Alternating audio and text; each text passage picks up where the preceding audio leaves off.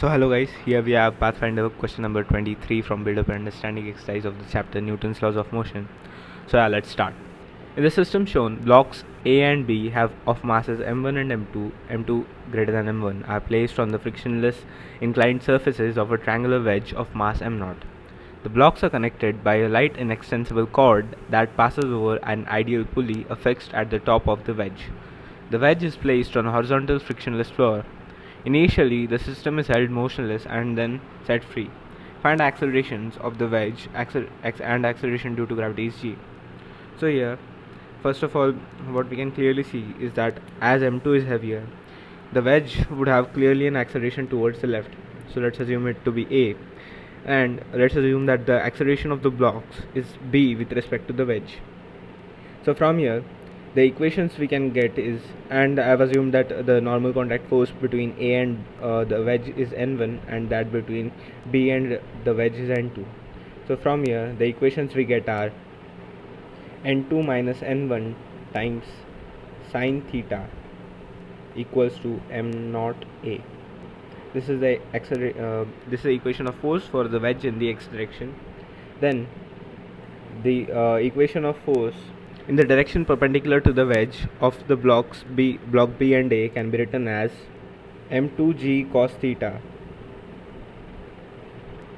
minus n2 equals to m2a sin theta. And similarly for block A, what we get is n1 minus m1g cos theta is equals to m1a sin theta. So now what we can see from here is that we have three equations and three unknown variables, and we can easily solve to find the acceleration of A. We could have written two more equations involving the variable B and the tension in the string, but we don't need that, so I'm not involving them. So solving these three will get us to the final answer which has been asked in the question. So what we get from here is, adding equation 2 and 3, what we get is n1 minus n2 equals to m1 plus m2 into a sin theta plus m1 minus m2 into g cos theta. Now dividing the first equation by the third or the third by the first, what we can get is sine of theta equals to minus sine theta equals to m0 a over m1 plus m2 into a sin theta plus m1 minus m2 g cos theta. Now on simplifying this, the value of a we get is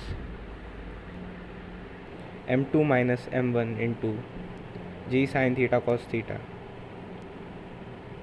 over m0 plus m1 plus m2 into sine square theta.